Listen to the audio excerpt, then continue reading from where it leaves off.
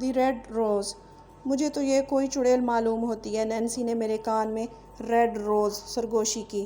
اس کی نظریں لان میں پودوں کو پانی دیتی مسز بیکر پر جمی ہوئی تھیں۔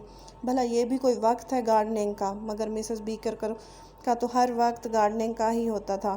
صبح جب میں کام کے لیے نکلتا یا جب شام یا رات کو واپس آتا تو وہ وہیں پائے جاتی، ہمیشہ سیاہ گاؤن میں ملبوس، یا تو پودوں کی گوڈی کر رہی ہوتی، یا گھاس کو پانی لگاتی، یا کچھ اور نہیں تو پھولوں کو سپرے کرتی پائی جاتی۔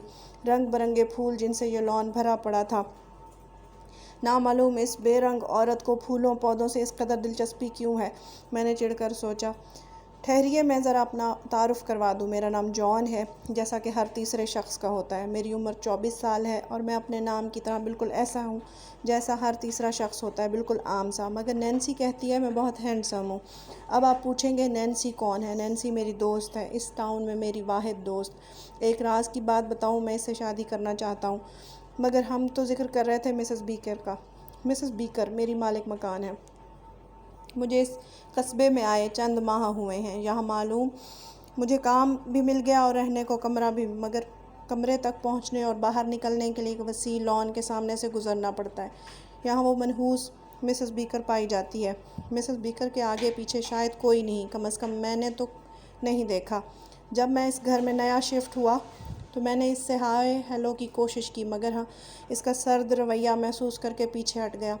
مگر اب دن بدن اس کی شخصیت مزید پراسرار ہوتی جا رہی تھی۔ وہ لان میں زیادہ تر رہنے لگی تھی، خاص طور پر میرے آنے کے اوقات میں مجھے تو ایسا ہی لگتا تھا۔ وہ کبھی مجھے مخاطب نہیں کرتی تھی، مگر جب کبھی میرا اس سے آئی کانٹیکٹ ہو جاتا، میری ریڑھ کی ہڈی میں جیسے لہر دوڑ جاتی تھی۔ اس کی آنکھیں، اف، ایسی آنکھیں میں نے زندگی میں کبھی نہیں دیکھی۔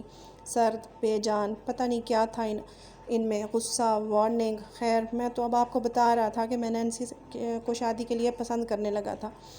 میری نینسی سے ملاقات ابھی کچھ عرصہ پہلے ہی ہوئی تھی اور ہم بہت قریب آ گئے تھے۔ میں اس شادی کی درخواست کرنے والا تھا۔ ہماری ٹاؤن میں سیریل کلنگ انتہائی خوفناک وارداتیں ہونے لگیں۔ مقتول تقریباً میرا ہم عمر لڑکا تھا، جس کو نہایت بے دردی سے چیر پھاڑ کر قتل کیا گیا تھا، اور ہاں، ہر واردات کے بعد لاش کے اوپر ایک سرخ گلاب ملتا تھا۔ سرخ گلاب جو کہ مسز بیکر کے گارڈن میں لاتعداد تھے۔ اوہ، یہ تو میں کیا سوچنے لگا، مگر واقعی نہ جانے کیوں میرا دل کہہ رہا تھا کہ ان وارداتوں اور مسز بیکر میں کوئی لنک ضرور ہے۔ ان کی خفیہ انداز بہت پراسرار ہے۔ نینسی مجھے دروازے پر اتار کر گڈ بائے کہہ کر چلی گئی۔ میں تیزی سے گارڈن عبور کر کے اپنے کمرے میں داخل ہو گیا اور کنڈی چڑھا لی۔ چند منٹ کے اس عمل نے میری سانسیں تیز کر دیں۔ مسز بیکر کی آنکھیں مجھے اپنی کمر میں چبھتی محسوس ہو رہی تھیں۔ میں اس قدر تھکا ہوا تھا کہ لیٹتے ہی سو گیا۔ رات کے کسی پہر میری آنکھ کھل گئی۔ ماحول میں غیر معمولی پن کا احساس تھا۔ میری نظر کھڑکی پر پڑی۔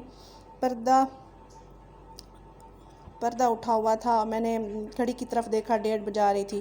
میں بستر چھوڑ کر اٹھا، کھڑکی کا پردہ سرکایا۔ اوہ خدایا! وہ اس وقت بھی گارڈن میں موجود تھیں، انتہائی انہماک سے ایک پودے کو سہلا رہی تھیں۔ پودا نہیں، میری دھڑکن تیز ہو گئی۔ سرخ گلاب! اسی وقت مسز بیکر نے مڑ کر دیکھا۔ میں تیزی سے کھڑکی کے آگے سے ہٹ گیا۔ نہیں، اب شک کی گنجائش نہیں، مسز بیکر ہی وہ قاتل چڑیل ہے۔ ابھی اس نے جس طرح مجھے دیکھا، میری روح تک لرز گئی۔ اس کی آنکھیں سرد، شفاف۔ کہیں یہ آج میرا شکار تو نہیں کرنے والی؟ نہیں نہیں، میں اب یہاں نہیں رہوں گا۔ میں کل ہی یہ گھر چھوڑ دوں گا۔ بے شک مجھے ڈپازٹ میں دی گئی رقم سے ہاتھ دھونے پڑیں گے، مگر اب میں یہاں نہیں رہوں گا۔ مگر کل آئے تو یہ تو مجھے شاید آج ہی مارنے کی پلاننگ کر رہی ہے۔ ایک خیال میرے ذہن میں لپکا، میں آج رات ہی یہاں سے نکل جاتا ہوں۔ میں نے فون اٹھایا اور نینسی کا نمبر ملایا۔ کئی بیلوں کے بعد آخر اس نے فون اٹھا لیا۔ تم جان، اس وقت خیریت تو ہے؟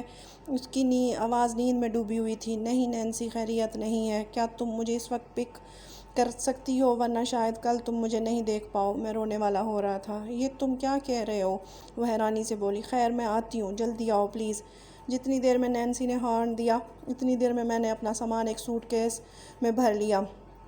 نکلنے سے پہلے میں نے گارڈن میں جھانکا، وہ خالی پڑا تھا۔ شکر ہے میں بڑبڑایا۔ وہ تیزی سے کمرے سے نکلا، میرا دل تیزی سے دھڑک رہا تھا جیسے میرے کانوں میں گارڈن عبور کرتے ہوئے اچانک میرے عقب سے مسز بیکر کی آواز میرے کانوں میں ٹکرائی، رک جاؤ لڑکے، میں کہتی ہوں رک جاؤ ورنہ پچھتاؤ گے۔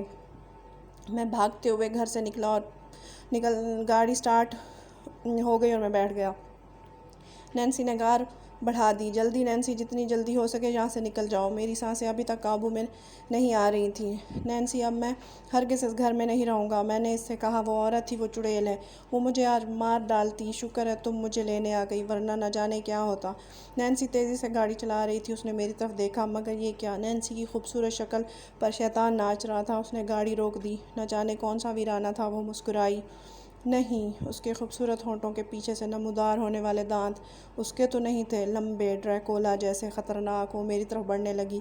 تو کیا وہ قاتل چڑیل مسز بیکر نہیں نینسی ہے؟ اوہ ہاں، یاد آیا، نینسی بھی تو ہمیشہ اپنے بالوں میں گلاب کا پھول لگاتی تھی، سرخ گلاب، مگر اب کیا فائدہ۔